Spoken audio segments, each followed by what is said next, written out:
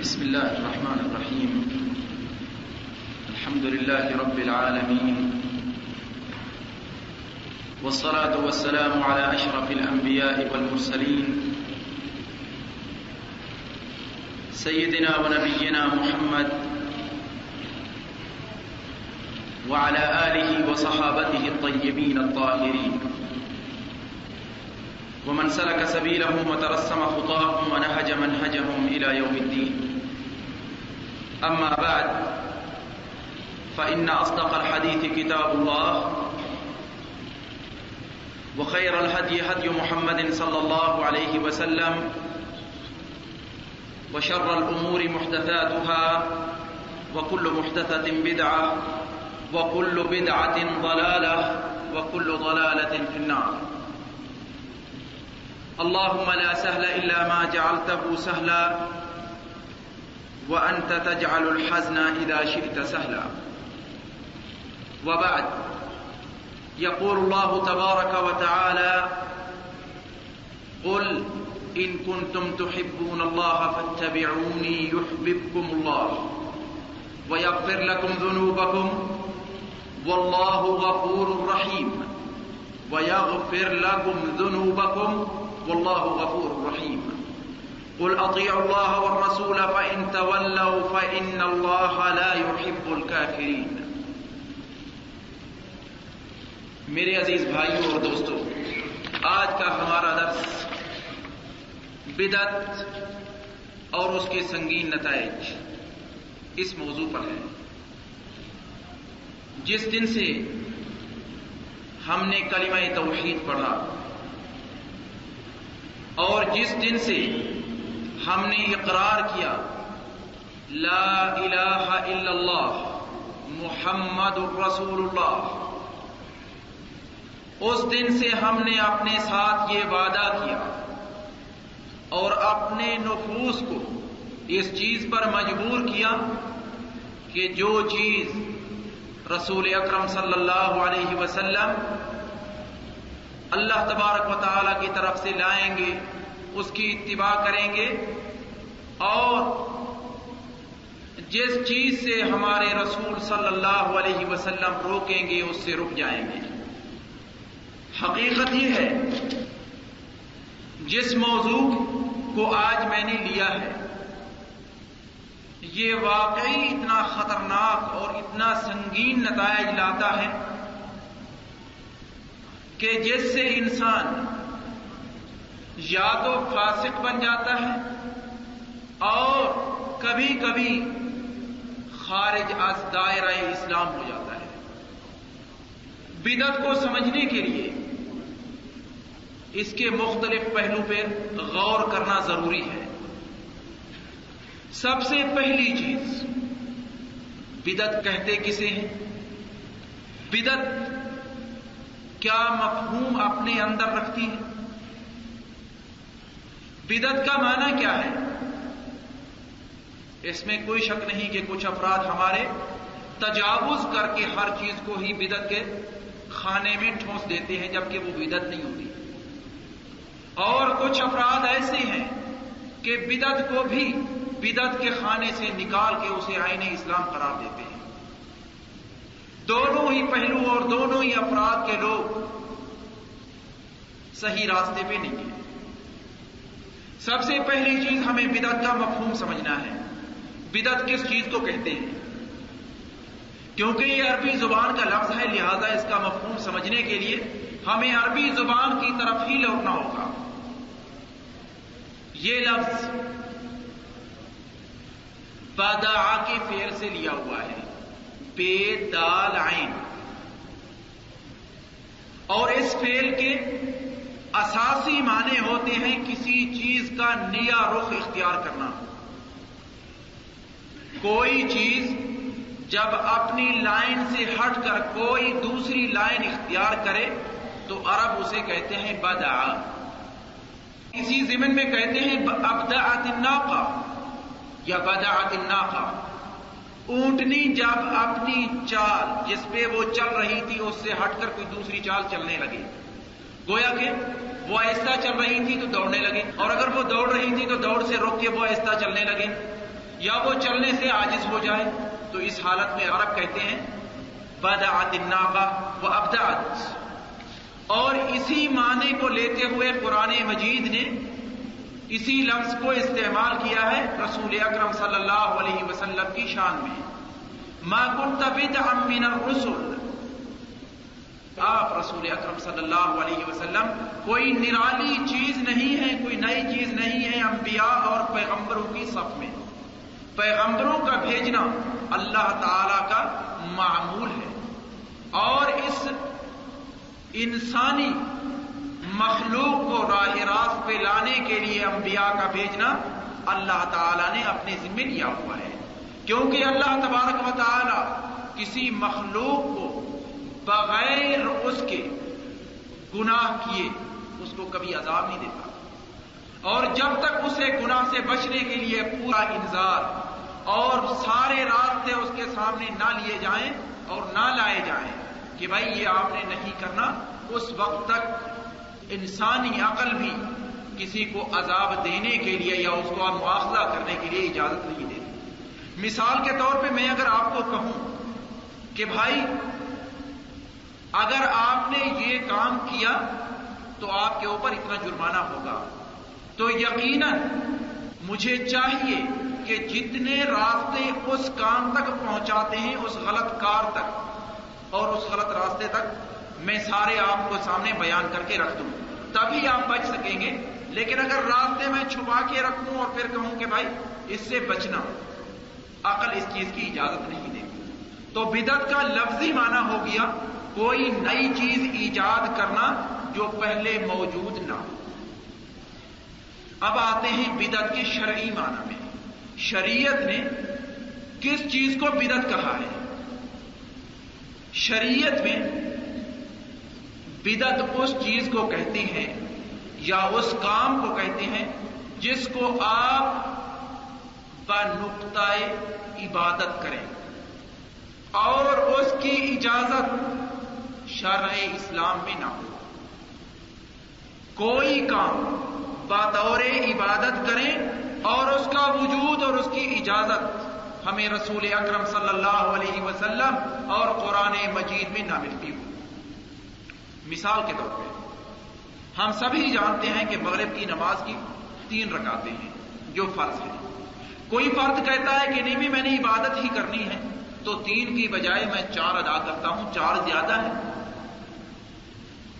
تو اس نے اب اضافہ کیا اور جس چال پہ وہ چل رہا تھا 3 والی اس سے چھوڑ کے اب اس نے ایک اور چال اختیار کی یا ایک اور راستہ اختیار کیا، جبکہ دوسرا راستہ پہلے سے زیادہ کٹن ہے اور پہلے سے زیادہ سنگین ہے اور پہلے سے زیادہ جہد اور مشقت طلب ہے۔ کیا اس چیز کو شریعت قبول کرتی ہے؟ جو کام عبادت کی نگاہ سے کیا جائے اور شریعت اس کی اجازت نہ دیتی ہو اسے شریعت میں بدعت کہا جاتا ہے۔ چند مثالیں میں آپ کے سامنے پیش کرتا ہوں۔ شریعت نے آپ کو لمبے چولے پہننے کی اجازت نہیں دی۔ ٹخنوں کے نیچے جو لباس بھی ہوگا اس کے بارے رسول اکرم صلی اللہ علیہ وسلم کا ارشاد ہے۔ آپ فرماتے ہیں صلی اللہ علیہ وسلم دونوں ٹخنوں سے جو بھی لباس نیچے چلا گیا وہ جہنم میں ہے۔ صاف ظاہر ہے لباس تو جہنم میں نہیں جائے گا، لیکن لباس پہننے والا ہی جہنم میں جائے گا۔ رسول اکرم صلی اللہ علیہ وسلم کے افعال مبارکہ میں یہ ہے کہ آپ سینے پر نماز کے اندر ہاتھ باندھ کے کھڑے ہوتے تھے۔ اب اگر کوئی فرد عبادت کی نقطۂ نگاہ سے نماز کے اندر ہاتھ کھول کے نماز ادا کرتا ہے تو یقیناً وہ بدعت لایا ہے۔ تو لہذا بدعت کا ایک عام مفہوم جو سامنے آیا وہ یہ ہے کہ کوئی فعل کوئی کام آپ بطور عبادت کریں اور اس کی اجازت شریعت میں نہ ہو۔ اس لیے ہم دیکھتے ہیں عظیم سے عظیم کتاب جو بدعت کے اوپر لکھی گئی ہے وہ امام شاطبی کی ہے رحمۃ اللہ علیہ۔ ابھی تک میں نے اس کا اردو ترجمہ نہیں دیکھا، 2 جلدوں میں ہے۔ امام الشاطبی کی کتاب ہے الاعتصام بالسنہ سنت کو پکڑنا، کیونکہ جو ہی انسان سنت کو چھوڑتا ہے فوراً وہ بدعت میں جاتا ہے۔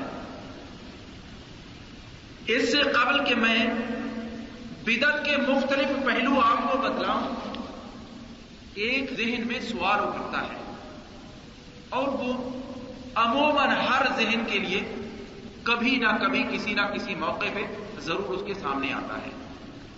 جب بدعت کا معنی ہے نئی چیز کا ایجاد کرنا بطور عبادت، یہی مفہوم ہے بدعت کا مختصر۔ تو لہذا اب اگر ہم غور سے دیکھیں، وحی رسول اکرم صلی اللہ علیہ وسلم کے فوت ہونے سے صلی اللہ علیہ وسلم ختم ہو گئی۔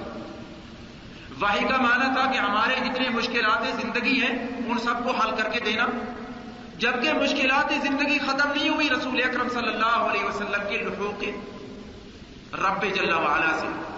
رسول اکرم تو اپنے رب کے پاس چلے گئے صلی اللہ علیہ وسلم، لیکن زندگی کی مشکلات، زندگی کی تجدید، اس کے اندر مختلف پہلو وہ تو ابھی تک باقی ہیں۔ تو لہذا ان کے لیے کیا حکم ہے؟ اب مثال لے لیں، یہ جو قمیص میں پہنے ہوئی ہوں، جو لباس آپ پہنے ہوئے ہیں، یہ رسول اکرم صلی اللہ علیہ وسلم کے زمانے میں تو نہیں تھا نا۔ یقیناً آپ کہیں گے آپ کے زمانے میں تو نیچے تہمد ہوتا تھا، اوپر تہمد نمایاں چادر ہوتی تھی جو آپ لیتے تھے علیہ الصلوۃ والسلام، تو لہذا یہ بھی بدعت میں شامل ہے۔ تو اس وقت شریعت نے اس لباس کے بارے ہمیں کہاں حکم دیا ہے کہ یہ پہننا ہے یا نہیں پہننا؟ کیا یہ بھی بدعت میں شامل ہے یا نہیں؟ آپ گاڑی پہ سوار ہوتے ہیں، رسول اکرم صلی اللہ علیہ وسلم کے زمانے میں گاڑی نہیں تھی، کیا یہ بھی بدعت میں شامل ہے یا نہیں؟ آپ ہوائی جہاز کا سفر کرتے ہیں، کیا وہ بھی بدعت میں شامل ہے یا نہیں؟ کیونکہ ہمارا دین ہماری پوری ضروریات زندگی پر حاوی اور شامل ہے، مشتمل ہے۔ کوئی ضروریات زندگی اس دین سے خارج نہیں ہے، سب چیز کا حل آپ کو شریعت میں ملے گا۔ اب میں دوبارہ اسی سوال کو لوٹاتا ہوں، رسول اکرم صلی اللہ علیہ وسلم آپ تو اللہ کو پیارے ہو گئے اور فوت ہو گئے علیہ الصلوۃ والسلام، اس زندگی سے آپ چل دیے، آپ کی دوسری زندگی ہے، اس کا ہر انسان معترف ہے، اور کوئی مسلمان بغیر اس اعتراف کے مسلمان نہیں رہتا جب تک اعتراف نہ کرے کہ اس زندگی کے بعد ایک اور زندگی بھی ہے، اور دوسری زندگی کے بعد تیسری زندگی بھی ہے، اور وہ دائمی اور ابدی زندگی ہے۔ رسول اکرم صلی اللہ علیہ وسلم اللہ کو پیارے ہو گئے، اور احداث زندگی اور مشکلات زندگی ابھی تک باقی ہیں، تو ہمیں ان مشکلات کے حل کرنے کے لیے شریعت نے کون سا دروازہ دیا ہے؟ بدعت کا دروازہ تو بند ہے، ہم نے کوئی چیز اپنی طرف سے نہیں کرنی، تو لہذا ہم کیسے اپنے یہ مشکلات نمٹائیں گے؟ اس کے لیے یاد رکھیے شریعت نے ایک بہت بڑا دروازہ کھول دیا ہے۔ دین اسلام سے قبل جتنی بھی شریعتیں آئیں، اللہ تعالیٰ کے آخری دین سے قبل جتنی بھی شریعت اور جتنے بھی احکامات انبیاء پر اترے وہ جزوی ہوتے تھے، گویا کہ اس امت کے لیے ہوتے تھے۔ اس کے بعد والی امت اور اس نبی سے بعد میں آنے والا نبی اگر اس کے اوپر اس حکم کا اقرار اترتا کہ اس کو باقی رکھیں تو باقی رہتا، ورنہ منسوخ ہو جاتا۔ لیکن اس امت پہ وہ جزوی احکام نہیں اترے بلکہ کلی احکام اترے ہیں۔ کل اور جز میں فرق یہ ہے، کل اور جز میں مثال کے طور پہ جز یہ ہے کہ یہ ثوب پہننا، کل اس کا یہ ہے کہ لباس مسلمان کا کیسا ہونا چاہیے۔ جز یہ ہے کہ آپ کا جوتا اور آپ کے جوتے اس شکل کے ہونے چاہیے۔ کل یہ ہے کہ جوتا ایسا ہو جو پیر کی حفاظت کرے، یہ کل ہے، وہ جز ہے۔ جز یہ ہے کہ آپ اپنی حفاظت کے لیے بندوق رکھیں مثال کے طور پہ، کل یہ ہے کہ آپ اپنی حفاظت کے لیے جتنے انتظامات ہو سکتے ہیں وہ پورے کریں۔ یہ فرق ہے کل اور جز میں۔ رسول اکرم صلی اللہ علیہ وسلم کی شریعت سے پہلے جتنی بھی شریعتیں اتری ان میں عموماً احکامات جزوی ہوتے تھے۔ رسول اکرم صلی اللہ علیہ وسلم پہ جو شریعت اتری ہے اس کے احکامات اور اس میں احکامات کلی ہیں، جزوی نہیں ہیں۔ گویا کہ جزئیات جتنی آپ کے زمانے میں موجود تھی یا جو مختلف زمانوں میں آنے والی ہیں ان سب کے لیے قاعدہ کلیہ موجود ہے، ان سب کو اٹھا کے ان کے اندر اندراج کر دیں. اگر یہ چیز اس کے اندر داخل ہو جائے تو یہ چیز جائز ہے. اب میں ایک مثال سے آپ کے سامنے اس قاعدے کی توضیح بھی کر دیتا ہوں. لباس کا اسلامی اصول کیا ہے؟ اس سے پہلے میں جبکہ میں اس کے اوپر پورا ایک درس بھی دے چکا ہوں. اسلامی لباس کے لیے یہ نہیں ہے کہ آپ شلوار قمیص میں یا عرب کے لباس میں ثوب اور اوپر رومال اور اس کے درمیان ٹوپی اور نیچے بنیان اور نیچے سلوار، یہ پورا ہونا چاہیے. یہ کوئی شرط نہیں ہے، بلکہ اسلام نے کچھ شروط رکھی ہیں لباس کے لیے، اسلامی لباس کے لیے. وہ شروط جس لباس میں پائی جائیں گی وہ لباس اسلامی کہلائے گا، چاہے وہ ایک ٹکڑے کا بنا ہوا ہو یا 2 سے ہو یا 4 سے ہو یا 6 سے ہو. اور اس کی موٹی موٹی شرطیں یہ ہیں کہ وہ آپ کا جسم ڈھانپے، آپ کے کسی حصے کی عورت کو ظاہر نہ کرے، گویا کہ ننگ کو اور جہاں فتنہ سامنے آئے اس حصے کو ظاہر نہ کرے اور نمایاں نہ کرے. تیسری شرط اس کے اندر آپ کو وہ تکبر تک نہ لے جائے. 3 شرطیں ہیں لباس کے اسلام کے اندر، موٹی 3 شرطیں. یہ 3 شرطیں جس لباس میں پائی جائیں گی اسے ہم اسلامی لباس کہیں گے. اب انڈونیشیا والوں کا لباس دیکھ لیجیے، پاکستان کے لباس سے مختلف ہے. آپ پاکستان اور ہندوستان کے لباس کو دیکھ لیں، وہ انڈونیشیا کے لباس سے مختلف ہے. آپ ذرا آگے آ جائیں عرب کے علاقوں میں تو ان کا لباس مختلف ہے. ذرا سودان میں چلے جائیں تو ان کا لباس بھی مختلف ہے. ان کا لباس تو یوں ہے کہ جو بھی ان کا قمیص ہے لمبا ضرور ہے، اس کے آگے بھی ایک جیب ہے اور پیچھے بھی ایک جیب ہے. چاہے تو اسے آگے سے پہن لے اور چاہے تو پیچھے سے استعمال کر لے، دونوں سائڈیں اس کی استعمال ہوتی ہیں. اسلام نے جو اٹل اصول دیا ہے، میں لوٹتا ہوں اسی قاعدے کی طرف. اسلام کے اصول وہ کلی ہے، جبکہ رسول اکرم صلی اللہ علیہ وسلم سے جتنے شرائع پہلے آئی ہیں، شریعتیں پہلے آئی ہیں، ان سب کے اندر اصول کلی کم اور جزوی زیادہ. لہذا اب جب زندگی کے مشکلات متجدد ہیں، ان کے لیے ہمیں حکم ملتا ہے یا نہیں؟ ضرور ملتا ہے. کیوں؟ کیونکہ ہمیں جو قاعدہ ملا ہے اللہ تعالی کی طرف سے وہ کلی ہے. لباس چاہے وہ اس حالت میں ہو یا جو اس وقت پاکستانی پہنتے ہیں، اور ممکن ہے آگے چل کے وہ 2 کی بجائے 3 ٹکڑوں کا ہو جائے، اینو کہے 3 کی بجائے 4 کا ہو جائے، اس کا شریعت میں حکم موجود ہے یا نہیں؟ یقیناً موجود ہے، کیونکہ شریعت نے اٹل اصول دیے ہیں. تو لہذا بدعت کی کوئی گنجائش باقی شریعت نے نہیں رکھی. اس لیے ہم دیکھتے ہیں کہ رسول اکرم صلی اللہ علیہ وسلم آپ اپنے ہر خطبے میں یہی کہتے تھے علیہ الصلوۃ والسلام، بدعت سے پناہ مانگتے تھے، اے اللہ مجھے بدعت کی طرف نہ لے جاؤ. وَكُلُّ بِدْعَةٍ ضَلَالَةٍ، یہی کہتے تھے کہ ہر بدعت گمراہی ہے. وَكُلُّ ضَلَالَةٍ فِي النَّارِ، اور ہر گمراہی جہنم لے جانے والی ہے. یہ تو ہے بدعت کا مفہوم. و بدعت کے اوپر ایک جو سوال ابھرتا ہے اور عموماً ہر ذہن کے اندر ابھرتا ہے کہ بھائی اگر بدعت سے کام نہیں چلائیں گے تو زندگی رک جائے گی. میں کہتا ہوں مجھے ضروری نہیں ہے. بالکل شریعت نے بدعت کا دروازہ بند کیا ہے، بلکہ اس کے مقابلے میں شریعت نے اصول دیے ہیں. ان اصول کے نیچے آپ جتنی جزئیات زندگی کی اور جتنے مشکلات آپ کے سامنے ہیں ان سب کا علاج موجود ہے. مثال کے طور پہ میں آپ کے سامنے ایک چھوٹی سی مثال عرض کرتا ہوں. دیکھیے آج کے زمانے میں بیمہ ہے، ٹھیک ہے، اس کی مختلف شکلیں ہیں. کبھی زندگی کا بیمہ ہوتا ہے، کبھی کار کا ہوتا ہے، کبھی بڑی گاڑی کا ہوتا ہے، کبھی آپ کسی عمارت کا ہوتا ہے، کبھی کس کا ہوتا ہے. بیمہ ہے. رسول اکرم صلی اللہ علیہ وسلم کے زمانے میں بیمے کا تصور نہیں تھا، بلکہ خلفائے راشدین کی زندگی میں بیمے کا تصور نہیں تھا.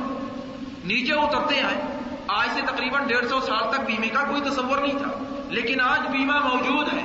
کیا بیمہ جائز ہے یا نہیں؟ سوال یہ اٹھتا ہے. شریعت تو ایسی ہے ہماری کہ اس کے اندر پورے جتنے بھی احکامات آ گئے ہیں یا آنے والے ہیں ان سب کا حل موجود ہے. تو لہذا بیمہ جائز ہے یا نہیں؟ میں یقین سے کہتا ہوں کہ بیمے کی چند شقیں اور چند اس کے نمونے اور چند اس کی اقسام وہ قطعاً ناجائز ہیں اور شریعت کبھی ان کی اجازت نہیں دیتی. مثال کے طور پہ بیمہ زندگی، زندگی وہ آپ کی اپنی نہیں ہے، وہ اللہ تعالیٰ کا دین اور عطیہ ہے. آپ کون سے ہیں کہ آپ اس کے اوپر بیمہ کرائیں اور اس کی ضمانت لیں؟ بیمہ کے معنی ضمانت کے ہیں. آپ اپنی زندگی کی ضمانت لیتے ہیں. آپ کو اپنی ایک پل کی ضمانت نہیں ہے. یہاں بیٹھے ہوئے ہیں، ممکن ہے جو سانس نیچے گیا ہے وہ اوپر ہی نہ آئے. کون سی ضمانت دے سکتے ہیں؟ آپ چاہتے ہیں کہ ضمانت ملے آپ کو، لیکن اس کے مقابلے میں، بیمے کے مقابلے میں اسلام نے ضمان اجتماعی، گویا کہ لاغر عاجز اور اس سے ملتے جلتے جتنے افراد ہیں اور جہاں جہاں خسارہ انسان کو لاحق ہوتا ہے اس کے لیے مختلف سکیمیں دی ہیں، مختلف شقیں انسانیت کے سامنے رکھی ہیں کہ اگر ایسا ہو جائے تو اس کا حل یہ ہے۔ اب میں آتا ہوں بدعت کی اقسام پر۔ بدعت کی قسمیں کیا ہیں؟ کیا واقعی جو لوگ کہتے ہیں کہ بدعت حسنہ ہے اور بدعت سیئہ ہے، کیا واقعی اس کا وجود ہے، یا واقعی بدعت پوری کی پوری اس کی ایک ہی قسم ہے؟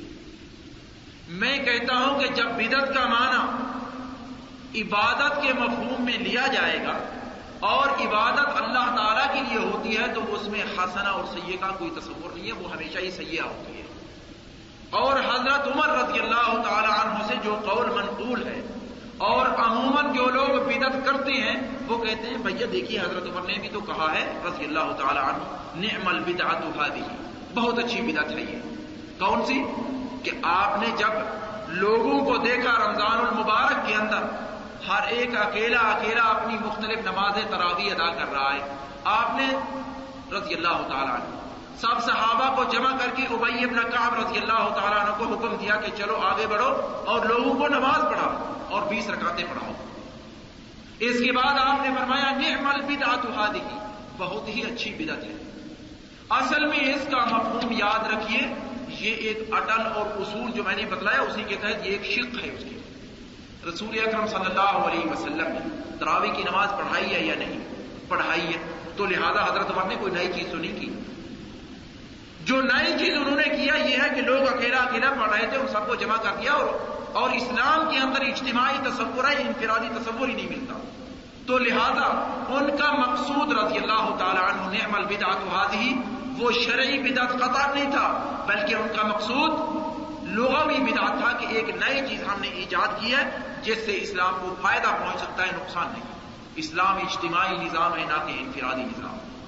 تو لہذا جو لوگ یہ تصور پیش کرتے ہیں، بدعت کی دو قسمیں ہیں، ایک کو ہم اچھی بدعت کہیں گے، دوسری کو بری بدعت کہیں گے، اس کا کوئی وجود نہیں ہے اسلام میں، اور حضرت عمر کا قول اس پہ دلالت کبھی نہیں کرتا۔ اس کے بعد بدعت کی اور تقسیم بھی ہے، بدعہ مفسقہ اور بدعہ مکفرہ۔ یاد رکھیے شریعت دو چیزوں کا نام ہے، دین اسلام دو چیزوں کا نام ہے، ایک کو ہم عقیدہ کہتے ہیں، ایک کو ہم شریعت کہتے ہیں یا احکام عملی کہتے ہیں۔ اللہ تعالیٰ کی وحدانیت کی گواہی دینا، اس کا تعلق کہاں سے ہے؟ عقیدے سے ہے، کیونکہ ذہن کے اندر یہ چیز آئے گی، دل سے گواہی دیں گے، زبان سے تلفظ کریں گے، پھر اسی تلفظ اور تصدیق کے مطابق جب عمل کر کے دکھائیں گے تو یہ شریعت میں داخل ہوگا۔ آپ نماز پڑھتے ہیں، نماز عمل ہے، عمل کو شریعت کا نام دیا جاتا ہے، لہذا دین اسلام دو شقوں سے مرکب ہے، ایک شق کا نام عقیدہ اور دوسری شق کا نام شریعت۔ شریعت ان چیزوں کو کہا جاتا ہے جس کے اندر عمل کا دخل، جو چیز آپ کر کے آپ اپنی آنکھ سے، ہاتھ سے یا فکر سے آگے کوئی چیز وجود میں آئے، نماز ہے، روزہ ہے، زکوٰۃ ہے، حج ہے، یہ سارے اعمال ہیں، یہ شریعت کے اندر داخل ہے۔ ایمان باللہ ہے، ایمان بالرسول ہے علیہ الصلاۃ والسلام، ایمان بالملائکہ ہے، فرشتوں پہ ایمان لانا، قرآن مجید سے پہلی جتنی کتابیں گزری ہیں ان پہ ایمان لانا، قیامت کے دن پہ ایمان لانا اور قضاء اور قدر پہ ایمان لانا، یہ ساری کی ساری عقیدے سے تعلق رکھتی ہیں، یہ ساری شکیں۔ تو لہذا اب میں پلٹتا ہوں کہ بدعت کی اقسام بتلانے کے بعد وہ یہ ہے جو بدعت عقیدے میں شامل ہوگی، جو بدعت عقیدے میں شامل ہوگی وہ یاد رکھیے یا تو آپ کو فسق تک لے جائے گی اور یا آپ کو کفر تک لے جائے گی، کم از کم اس کا نتیجہ فسق ہے، اور فاسق کی اسلام میں شہادت قبول نہیں ہے، وہ گواہی اس کی کوئی کا انسان قبول نہیں کر سکتا۔ معتقدات کے اندر اور عقیدے کے اندر جو بدعت اپناتا ہے، مثال کے طور پہ وہ کہتا ہے کہ جی اللہ تعالیٰ کا تصور ایسا ہے، مثال کے طور پہ اللہ تعالیٰ نے اپنے بارے کہا ید اللہ فوق ایدیہم، اللہ تعالیٰ کا ہاتھ ان کے ہاتھوں پر ہے یا تھا۔ اب اللہ تعالیٰ کا ہاتھ کیسا ہے؟ وہ کہتا ہے کہ اس کا ہاتھ میرے اس ہاتھ جیسا ہے، نعوذ باللہ من ذالک۔ یہ اعتقاد کے اندر وہ بدعت لایا ہے۔ یہ بدعت اگر وہ زبانی کہہ رہا ہے اور دل سے کوئی مطمئن نہیں ہے تو یقیناً یہ فسق تک اسے لے جائے گی۔ اگر دل سے مطمئن ہے کہ واقعی اللہ تعالیٰ کا ہاتھ میرے اس ہاتھ جیسا ہے اور اس ہاتھ کے اندر جتنی قدرت موجود ہے، جتنی طاقت موجود ہے، اتنا ہی اللہ تعالیٰ کے ہاتھ میں ہے، تو یقیناً یہ کافر ہے۔ کیونکہ اللہ تعالیٰ کے ہاتھ میں تو وہ چیز ہے جو آپ پوری دنیا کے اندر دیکھ رہے ہیں، جتنی نقل و حرکت ہو رہی ہے یہ اس کے ارادے سے ہو رہی ہے، اس کے اشارے سے ہو رہی ہے۔ اب جب میں کہوں کہ اللہ تعالیٰ کا ہاتھ میرے ہاتھ جیسا ہے، نعوذ باللہ، تو یقیناً یہ چیز کفر تک لے جاتی ہے۔ یہ بدعت ہے عقیدے کے اندر۔ میں کہوں کہ رسول اکرم صلی اللہ علیہ وسلم اعتقاد کے لحاظ سے وہ جتنے لوگ عربی زبان بولتے ہیں ان کے لیے پیغمبر ہیں، جو لوگ عربی نہیں بولتے ان کے لیے پیغمبر بن کر نہیں آئے۔ لہذا ہم اردو بولنے والے ہیں تو وہ ہمارے لیے پیغمبر بن کر نہیں آئے، اور یہ تصور بعض افراد کے ہاں پایا جاتا ہے، جی پایا جاتا ہے۔ اس کے بارے میں کہوں گا کہ یقیناً اگر اس فرد کے ذہن میں اور تصدیق بھی اس کا دل یہی کر رہا ہے کہ رسول اکرم عرب کے لیے پیغمبر ہے، تو یقیناً یہ کافر ہے، کیونکہ وہ اس نے ایک بدعت ایجاد کی ہے عقیدے کے اندر، اور یہ بدعت کفر تک لے جاتی ہے۔ دوسری قسم بدعت کی وہ ہے عملی احکام میں، جتنی چیزیں آپ عمل میں لاتے ہیں، نماز ہے، روزہ ہے، زکوٰۃ ہے، ان کے اندر جو نئی ایجادات رسول اکرم صلی اللہ علیہ وسلم سے جو ثابت نہ وہ کرتے ہیں آپ، ان کے لیے شریعت نے اسے یا تو آپ مکروہ کہیں گے یا اسے حرام کہیں گے، یا وہ چیز مکروہ ہوگی یا وہ چیز حرام ہوگی۔ جو فرد عشاء کی نماز 4 کی بجائے 5 پڑھتا ہے، اس نے عملی احکام میں بدعت کا ایجاد کیا ہے، اس نے ایک حرام چیز کا ارتکاب کیا ہے۔ نماز کے اندر کچھ افراد ہم دیکھتے ہیں، نماز یوں ہی اس نے نیت باندھی، سینے پہ ہاتھ رکھے، سینے پہ ہاتھ رکھتے اس نے اپنی آنکھیں بند کر لی۔ یہ چیز بعض افراد میں پائی جاتی ہے، بلکہ وہ کہتے ہیں کہ بھئی مجھے لطف ہی اسی میں آتا ہے۔ میں کہتا ہوں کہ رسول اکرم صلی اللہ علیہ وسلم سے یہ چیز ثابت نہیں ہے، یہ بدعت ہے، اور یہ بدعت مکروہات میں شامل ہے، محرمات میں نہیں۔ مکروہ اور محرم میں فرق یہ ہے، محرم کے اوپر آپ کو عذاب ملے گا، اور مکروہ کے اوپر اس کو گناہ تو ضرور ہے وہ، لیکن اس کا گناہ اور اس کی عقوبت اتنی نہیں ہے جتنی حرام کی ہے۔ تو لہذا بدعت کی یہ دوسری تقسیم ہے، کبھی بدعت عقیدے کے اندر ہوتی ہے تو وہ فسق اور کفر تک لے جاتی ہے، اور کبھی بدعت عملی احکامات میں ہوتی ہے، وہ یا محرم ہوتی ہے اور یا مکروہ ہوتی ہے۔ اب میں اس سے آگے چلتا ہوں، بدعت کے اندر خطر کیا ہے، اس کے اندر کون سی چیز مضمر ہے جو اتنی خطرناک ہے کہ شریعت نے اس کے بارے اتنے موٹے موٹے اصول، اور ہر بار رسول اکرم کہتے تھے کہ وَكُلُّ بِدْعَةٍ ضَلَالَةٍ۔ کیوں کہتے تھے؟ کیا واقعی یہ اتنی خطرناک چیز ہے؟ یہ کوئی ایٹمی بم ہے؟ یہ مسلمان کے لیے یہ اس سے بھی بڑھ کر کوئی چیز ہے؟ میں کہتا ہوں یقیناً یہ اس سے بھی بڑھ کر ہے، کیونکہ یاد رکھیے بدعت کرنے والا انسان کوئی بھی ہو، وہ چاہے اعتقاد کی بدعت ہو، وہ چاہے احکام عملی کے اندر بدعت ہو، بدعت کرنے والا انسان اس کے سامنے دو راستے ہیں، تیسرے راستے کا تصور ہی نہیں ہو سکتا۔ بدعت اس نے ایجاد کیوں کی؟ کہ دین کے اندر یہ پہلو پایا نہیں جاتا، تو لہذا میں نے بدعت ایجاد کر کے اس پہلو کو مکمل کیا ہے، اس لیے وہ کرتا ہے نا، بغیر اس تصور کے اور کوئی تصور نہیں ہوتا۔ مثال کے طور پہ جتنی بھی صالحین کے لیے محفلیں کی جاتی ہیں، محفلیں کی جاتی ہیں. کس تصور سے کی جاتی ہیں؟ ان کے ادب اور احترام، اور اس کے پیچھے پتہ نہیں کیا کچھ سرنگی گانا بجانا سب کچھ ہوتا ہے، ان کے ادب اور احترام میں کی گئی ہے. نقطۂ نگاہ کیا ہے کہ یہ عبادت میں شامل ہے. ٹھیک ہے نا؟ عبادت کے نقطۂ نگاہ سے کیا جاتا ہے. رسول اکرم صلی اللہ علیہ وسلم کے زمانے میں یہ چیز نہیں تھی، صحابہ کے زمانے میں نہیں تھی، تابعین کے زمانے میں نہیں تھی، لیکن یہ مغلوں کے زمانے کی ایجاد ہے، مغلوں کے زمانے کی ایجاد ہے.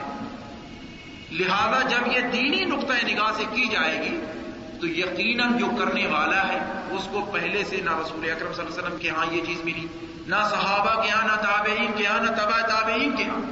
تو لہذا اس کے ذہن میں یہ ہے کہ دین ناقص ہے، کیونکہ دین کے اندر یہ چیز ملتی ہی نہیں، رسول اکرم صلی اللہ علیہ وسلم کے زمانے میں نہیں ملی. لہذا دین ناقص ہے اور وہ قرآن کو جھٹلاتا ہے. اليوم اکملت لکم دینکم واتممت علیکم نعمتی ورضیت لکم الاسلام دینا.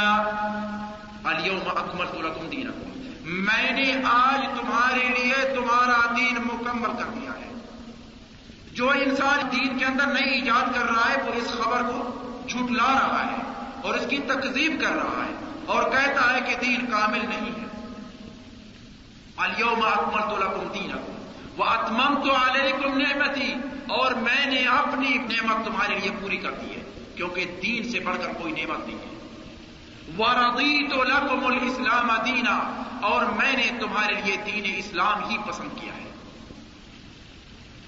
یہ تو ہے بدعت کرنے والے کا پہلا رخ کہ وہ اللہ تبارک و تعالی کی اس خبر کو جھٹلاتا ہے. اب اس کے لیے دوسرا راستہ کیا ہے؟ اگر وہ اقرار کرتا ہے کہ نہیں بھائی دین تو کامل ہے جیسے قرآن مجید نے خبر دی ہے، میں اس کی تصدیق کرتا ہوں کہ دین کامل ہے، اس کے لیے دوسرا راستہ جو ہے وہ یہ ہے کہ وہ رسول اکرم صلی اللہ علیہ وسلم کی طرف خیانت منسوب کرتا ہے اور کہتا ہے کہ رسول اکرم صلی اللہ علیہ وسلم نے دین مکمل نہیں دیا ہمیں، ان کی طرف جو دین پورا اترا تھا اس کے اندر خیانت کر کے کچھ چیزیں چھپا لی ہیں. کیونکہ اگر ان کی طرف دین پورا اترا ہے اور انہوں نے پورا دیا ہے تو ان محفلوں کا حکم ہونا چاہیے تھا. لہذا جب ان محفلوں کا حکم نہیں ہے تو رسول اکرم صلی اللہ علیہ وسلم نے کچھ چیزیں چھپا کر رکھ دی ہیں. تو بدعت کرنے والے کے سامنے یہ دو ہی راستے ہیں، یا وہ اللہ تعالیٰ کے قرآن مجید کے اندر دی ہوئی خبر کو جھٹلاتا ہے یا رسول اکرم صلی اللہ علیہ وسلم کی طرف خیانت منسوب کرتا ہے. تیسرا کوئی راستہ اس کے سامنے نہیں ہے. اور یہ دونوں ہی چیزیں اسلام کے اندر کفر کے مترادف ہیں اور کفر کے مساوی ہیں. جو اللہ تعالیٰ کی خبر کو جھٹلاتا ہے وہ کافر ہے، جو رسول اکرم صلی اللہ علیہ وسلم کی طرف خیانت منسوب کرتا ہے وہ کافر ہے. کیونکہ اللہ تعالیٰ نے رسول اکرم صلی اللہ علیہ وسلم کی امانت کی خبر اپنے قرآن مجید میں دی ہے. وَمَا يَنطِقُ عَنِ الْهَوَىٰ إِنْ هُوَ إِلَّا وَحْيٌ يُوحَىٰ، وہ اپنی طرف سے کچھ نہیں کہتا بلکہ وہ وہی چیز کہتا ہے جو اس کی طرف وحی کی جاتی ہے. وَلَوْ تَقَوَّلَ عَلَيْنَا بَعْضَ الْأَقَاوِيلِ، اگر وہ چند جملے اپنی طرف سے گھڑ کر اللہ تعالیٰ کی طرف منسوب کر دے، وَلَوْ تَقَوَّلَ عَلَيْنَا بَعْضَ الْأَقَاوِيلِ لَأَخَذْنَا مِنْهُ بِالْيَمِينِ، ہم اسے فنا کرتے ہیں، ختم کرتے ہیں. رسول اکرم صلی اللہ علیہ وسلم کی طرف اس چیز کا تصور بھی نہیں ہو سکتا. میں کہتا ہوں مسلمان تو دور کی بات ہے، رسول اکرم صلی اللہ علیہ وسلم بعثت سے پہلے سب سے پہلی دعوت جو آپ نے دی تھی اس آپ نے کیا فرمایا تھا؟ آپ نے فرمایا تھا علیہ الصلاۃ والسلام، لوگوں کو جمع کرنے کے بعد آپ نے سب لوگ آپ کے سامنے ہیں، آپ نے فرمایا ارائیتم لو اخبرتکم ان خیلا بالوادی ترید ان تغیر علیکم وکنتم مصدقین، اگر میں آپ لوگوں کو خبر دے دوں کہ اس پیچھے والی وادی میں اور پیچھے والے اس پہاڑ کے پیچھے کچھ دشمن گھوڑے سوار آپ کے لیے موجود ہیں، کیا تم میری اس خبر کی تصدیق کرو گے؟ سب نے بیک زبان یہ جواب دیا تھا ما جربنا علیک کذبا، ہم نے کبھی آپ کی زبان مبارک سے جھوٹ نہیں سنا. گویا کہ اگر آپ نے یہ خبر دی تو اس میں بھی آپ سچے ہوں گے، کیونکہ آپ کی زبان مبارک سے کبھی بغیر سچ کے کچھ نہیں نکلا، ہمیشہ سچ ہی سچ نکلا ہے.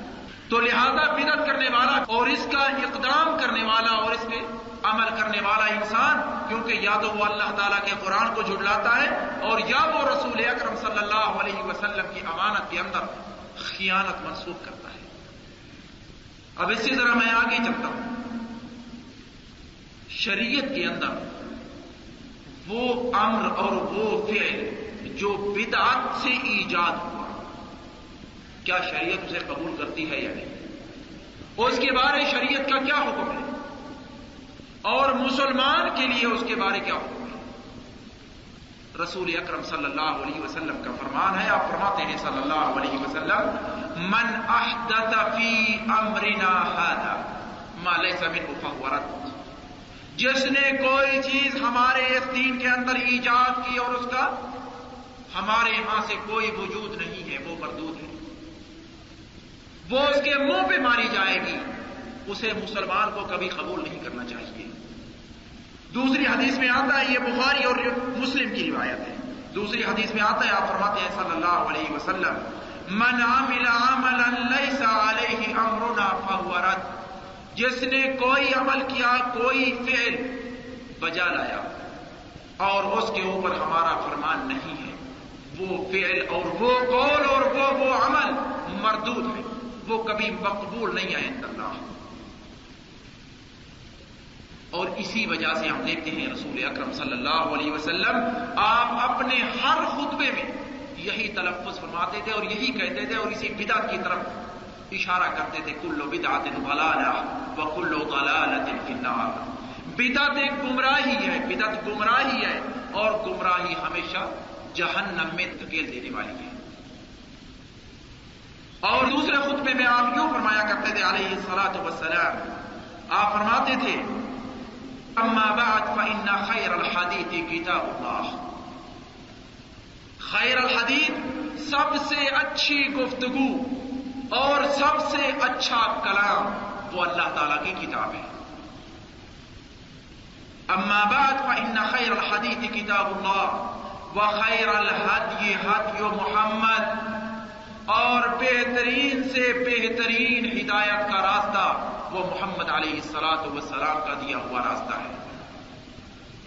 وشر الامور محدثاتها، اور شر سے شر احکام وہ ہے جو انسان اپنی طرف سے گھڑ کے اللہ تعالیٰ کے دین میں شامل کر دے۔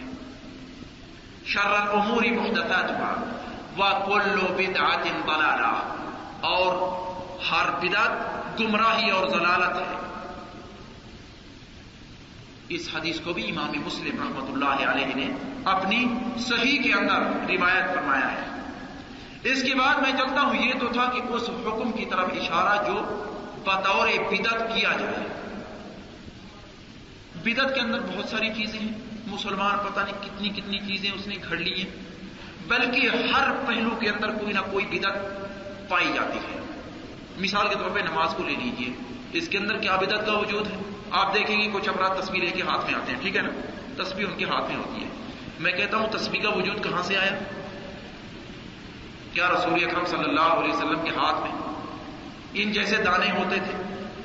یقین سے آپ سب کہیں گے کہ اس کا وجود نہیں تھا، بلکہ تسبیح کے اندر تو بدعت یہاں تک پہنچی ہے، آپ کو بازار کے اندر 25,000 ریال کی تسبیح ملے گی،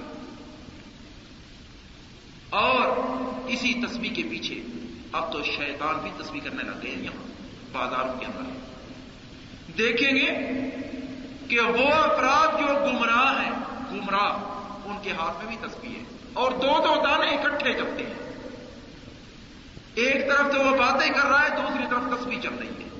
اب پتہ نہیں وہ تسبیح کون سی ہے، اللہ ہی بہتر جانتا ہے۔ رسول اکرم صلی اللہ علیہ وسلم ایک بار داخل ہوئے حضرت عائشہ کے، آپ نے فرمایا انگلی کے جتنے یہ حصے تقسیم کیے ہوئے ان کے اوپر تسبیح کیا کرو، کیونکہ قیامت کے دن یہ حصے آپ کی گواہی دیں گے، تسبیح گواہی نہیں دے گی۔ یاد رکھیے قرآن مجید کے الفاظ ہیں کہ آپ کا ہر حصہ اور آپ کا ہر عضو جسم کا قیامت کے دن گواہی پیش کرے گا۔ آپ کی زبان آپ کے حق میں نہیں، آپ کے خلاف بولے گی، آپ کی آنکھ آپ کے حق میں نہیں، آپ کے خلاف بولے گی۔ جو کچھ آپ نے گناہ چھپا کے رکھے ہوئے ہیں، قیامت کے دن یہی اعضاء آپ کے اوپر گواہ بن کے سامنے آئیں گے۔ تو پیارے بھائی، یہ تو نماز کے اندر ہے، اس سے ذرا آگے چلیں. روزے کے اندر کیا بدعت ہے؟ کچھ لوگ رمضان المبارک سے 1-2 دن پہلے روزہ رکھ لیتے ہیں اور 1-2 دن عید والا دن اور اس کے بعد والا روزہ رکھ لیتے ہیں. کیوں بھائی؟ کہنے لگے یار شک ہوتا ہے کہیں رمضان مبارک پہلے ہی داخل نہ ہو گیا ہو، اور ادھر شک ہوتا ہے ابھی تک ختم ہی نہ ہوا ہو، تو لہذا یہ بھی بدعت میں شامل ہے. اسی سے آگے بڑھیں، جہاں بھی جائیں گے آپ کو کچھ نہ کچھ بدعت کا ضرور ملے گا. مسلمان کی اس وقت تقریباً گھٹی کے اندر بدعت ہی پڑ گئی ہے. بغیر بدعت کے اور کوئی کام اس کے تصور میں نہیں آتا. جب تک ملاوٹ نہ کرے دین کے احکام کے اندر، وہ کہتا ہے کہ یہ دین ابھی تک مکمل نہیں ہے. میں آپ کو صحابۃ الرسول صلی اللہ علیہ وسلم کا ایک تصور آپ کے سامنے پیش کرتا ہوں. وہ بھی بدعت کا ایک جزوی تصور تھا. 3 صحابہ رسول اکرم صلی اللہ علیہ وسلم کی زوجہ مطہرہ ام المؤمنین حضرت عائشہ کے پاس آتے ہیں اور حضرت عائشہ ام المؤمنین سے دریافت کرتے ہیں رسول اکرم صلی اللہ علیہ وسلم کی عبادت کے بارے میں. آپ نے رسول اکرم صلی اللہ علیہ وسلم کی عبادت بتلائی.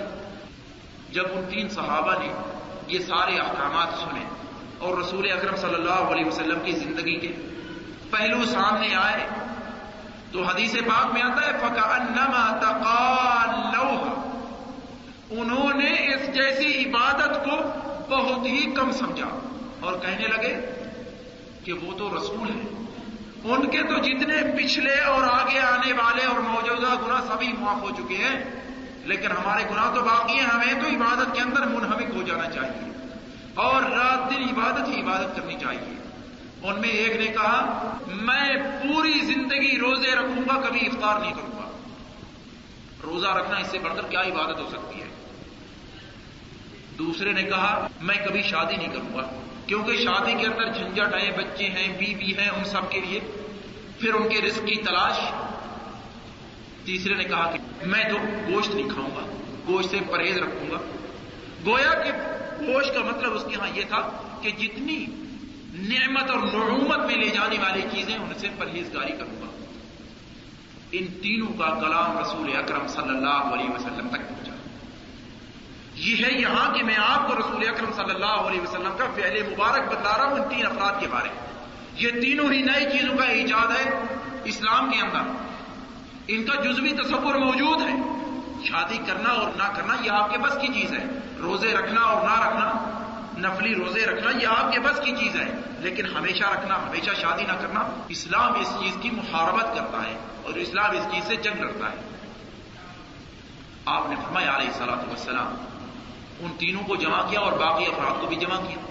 آپ کا ہمیشہ نصیحت کے بارے یہ عمل رہا ہے، کبھی کسی فرد کو متعین کر کے نصیحت نہیں کی، کیونکہ متعین کر کے نصیحت کرنے کا معنی یہ ہے کہ آپ اس کی بے عزتی کر رہے ہیں. آپ اس کی بے عزتی کر رہے ہیں اور متعین کر کے نصیحت کرنا بے عزتی کے مترادف ہے. ایک انسان کے یا تو آپ اسے کونے میں لے جائیں علیحدہ، اس وقت تو آپ اس سے گفتگو کر سکتے ہیں، لیکن عوام میں وہ بیٹھا ہوا ہے، اس کے ساتھ 2-4 افراد مزید بیٹھے ہوئے ہیں، آپ انہیں متعین کر کے کہتے ہیں کہ آپ کے اندر یہ خامی ہے. اس وقت آپ نے اس کی بے عزتی کی ہے، آپ نے نصیحت نہیں کی. آپ کا ہمیشہ معمول رہا کہ آپ جہاں بھی نصیحت چاہتے تھے کرنا علیہ الصلوۃ والسلام لوگوں کو جمع کر لیتے تھے اور اس کے ساتھ ساتھ خطاب کرتے تھے کہ میں نے دیکھا ہے یا سنا ہے کچھ لوگ یہ کرتے ہیں. وہ 3 افراد بھی جمع ہوئے. اس کے بعد آپ نے فرمایا علیہ الصلوۃ والسلام مجھ تک پہنچایا گیا ہے کہ کچھ افراد میری امت کے یہ کہتے ہیں اور یہ کہتے ہیں اور یہ کہتے ہیں. اس کے بعد آپ نے فرمایا وہ جملے ہیں قابل غور اور مسلمان کی زندگی کے لیے نمونہ. انی اخشاکم للہ واتقاکم لہ، میں تم میں سے سب سے زیادہ پرہیزگار ہوں اور سب سے زیادہ متقی ہوں. آپ نے فرمایا اتزوج النساء، میں شادی کرتا ہوں. اتزوج النساء، انام اللیل وافطر، انام اللیل واقوم. تیسرے کے بارے اختلاف ملتا ہے روایات میں کہ اس نے گوشت کے بارے منع کی تھی یا اس نے کہا تھا کہ میں ساری رات تہجد میں گزاروں گا. معلوم ہوتا ہے اس حدیث سے کہ آپ کے اس تیسرے فرد نے تہجد کے بارے کہا تھا کہ ساری رات، جو ہی رات ہوئی میں تہجد کے کھڑا ہو جاؤں گا جب تک صبح نہیں. آپ نے فرمایا اقوم و انام، میں تہجد کے لیے کھڑا بھی ہوتا ہوں اور سو بھی جاتا ہوں. اور اس کے ساتھ ساتھ آپ نے فرمایا من راغب عن سنتی فلیس منی، جس نے میری اس سنت سے منہ پھیرا وہ میرے میں سے نہیں ہے۔ گویا کہ وہ مسلمان نہیں ہے۔ مسلمان کی جتنی نشانیاں اور علامات ہیں وہ اس میں نہیں پائی جاتی۔ یہ تو ہے پیارے بھائی جزوی تصور اور ایک معمولی سی چیز جو عبادت کے لیے صحابہ کرنا چاہتے تھے اس کے بارے بھی آپ نے منع فرما دیا کہ ایسا نہیں کرنا چاہیے، کیونکہ دائرہ اسلام پوری زندگی کا نام ہے۔ آپ جب اپنے بچوں کے لیے رزق کی تلاش میں نکلتے ہیں تو یقین جانے اس وقت بھی آپ عبادت کے اندر ہیں۔ آپ جب راستے کے اندر پتھر پڑا ہوا ہے اس کو ہٹاتے ہیں تو اس وقت بھی آپ عبادت کر رہے ہیں۔ آپ جب نماز میں کھڑے ہوتے ہیں اس وقت بھی آپ عبادت کر رہے ہیں۔ یہ سارے کے سارے افعال جو آپ اپنے اختیار اور آپ اپنی رغبت اور آپ کا ارادہ جس میں شامل ہو وہ عبادت میں شامل ہے۔ یہ تو ہے شریعت کا حکم اس امر کے لیے یا اس فعل کے لیے جو کسی فرد نے ایجاد کیا۔ اس کے بعد میں آتا ہوں شریعت کا حکم بدعت کرنے والے کے لیے۔ یہ تو تھا وہ کام جو بدعت کے طور پہ ایجاد کیا گیا، اب ہے ایجاد کرنے والے کے لیے شریعت کا کیا حکم ہے۔ کیا وہ مسلمان رہتا ہے یا اس کا ایمان کمزور ہو جاتا ہے یا وہ کس حالت میں باقی رہتا ہے؟ میں اپنی طرف سے کچھ نہیں کہوں گا، رسول اکرم صلی اللہ علیہ وسلم کا قول مبارک آپ کے سامنے رکھتا ہوں۔ میں اپنی طرف سے کچھ کہوں تو یقیناً مجرم ہوں گا، لیکن رسول اکرم صلی اللہ علیہ وسلم کا قول مبارک آپ کے سامنے رکھوں تو یقیناً میں ان کی دعوت کی تبلیغ کر رہا ہوں۔ آپ فرماتے ہیں صلی اللہ علیہ وسلم ایما داع دعا الی ضلالہ فاتبع،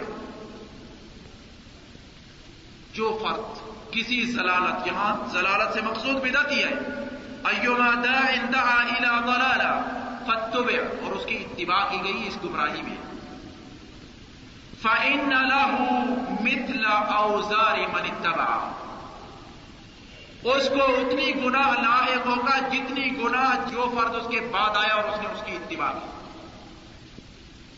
گویا کہ بدعت کا گناہ اس فرد تک محدود نہیں رہتا بلکہ اس کے پیچھے بھی جتنے افراد اس بدعت کو کرنے آئیں گے یا کریں گے ان کا گناہ بھی اس مبتدع شخص تک پہنچے گا، وہ ان کا شریک جرم ہے کیونکہ وہی موجد ہے اس بدعت کا۔ ایما داع دعا الى ضلالہ فاتبع فإن له مثل اوزار من اتبع ولا ينقص من اوزارهم شيئا، اور وہ جو اس کے پیچھے آنے والے اور اس کے متبع تھے ان کے گناہوں میں کوئی کمی نہیں ہوگی بلکہ ان کے لیے اپنے گناہ اور انہی جیسے گناہ اس مبتدع شخص کے لیے جس نے بدعت ایجاد کی۔ اور اسی کے برعکس وَأَيُّمَا دَاعٍ دَعَا إِلَىٰ هُدًى فَاتُّبِعَ فَإِنَّ لَهُ مِثْلَ أُجُورِ مَنِ اتَّبَعَ، اور کوئی فرد کسی ہدایت کی راہ ایجاد کرنے والا اور اس کے پیچھے جو اس کی اتباع کرنے والے آئیں گے جتنا ثواب متبعین کو ملے گا انہی جتنا ثواب اس ہدایت کے راستے دکھانے والے کو ملے گا۔ گویا کہ کوئی فرد یوں اٹھا دیکھا کہ ایک مظلوم، ایک مسکین دروازے پہ بیٹھا ہوا ہے، اسے اٹھا کے 1 ریال دے دیا، سب لوگوں نے دیکھا کہ بھائی یہ مظلوم ہے اور ہر فرد نے اسے 1 ریال دے دیا، یہ یقیناً ہدایت کا راستہ دکھانے والا ہے، جبکہ پہلا فرد وہ گمراہی کے راستے پہ لے جانے والا ہے۔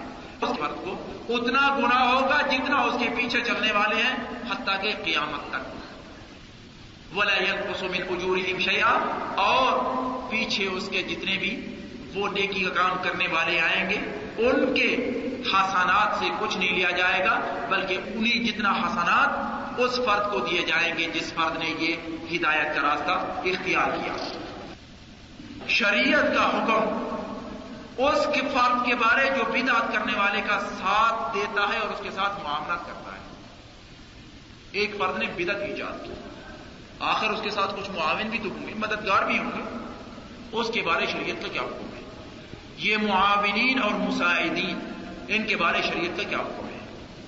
ان کے بارے میں اپنی طرف سے کچھ نہیں کہوں۔ ہوگا، بلکہ رسول اکرم صلی اللہ علیہ وسلم کا قول آپ کے سامنے پیش کرتا ہوں۔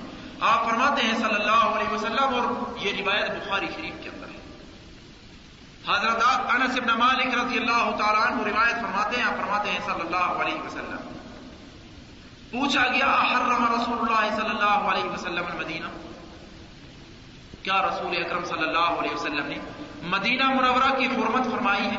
حرمت کا مفہوم ہے شریعت کے اندر، آپ جانتے ہیں کہ مکہ مکرمہ ارض حرام ہے۔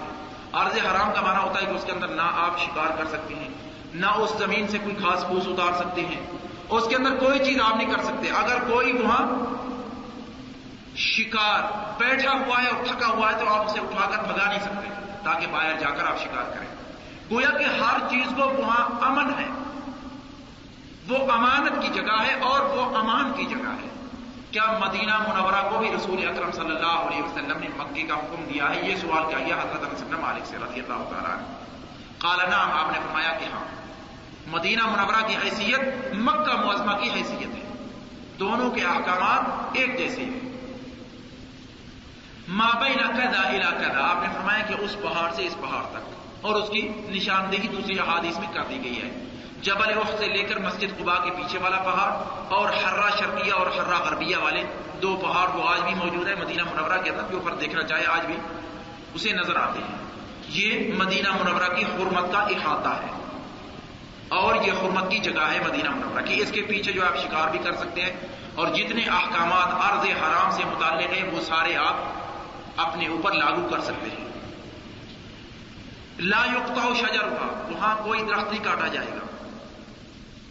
من احدث فیہا حدثا، جس فرد نے کسی بدعت کا ایجاد کیا اس زمین میں، فعلیہ لعنت اللہ، فعلیہ لعنت اللہ، اس کے اوپر اللہ تعالیٰ کی لعنت ہے اور اللہ تعالیٰ کی لعنت ہے۔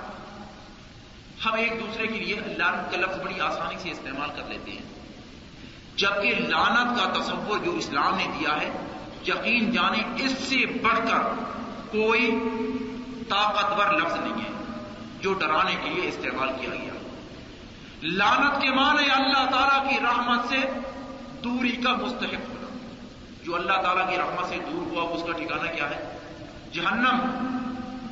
کسی فرد کو لعنت اور کسی فرد پہ لعنت بھیجنا اسلام کے اندر اس کی اجازت نہیں ہے، بلکہ اگر کسی فرد نے لعنت کا اس سے بھی چھوٹا موٹا اگر لفظ استعمال کیا تو حدیث پاک میں آتا ہے کہ اگر وہ سامنے والا فرد اس چیز کا مستحق تھا تو اس کے لیے وہ ہو گیا، لیکن اگر اس کے لیے وہ مستحق نہیں تھا تو یقیناً جو قائل تھا اس لفظ کا اس کی طرف یہ لفظ لوٹے گا۔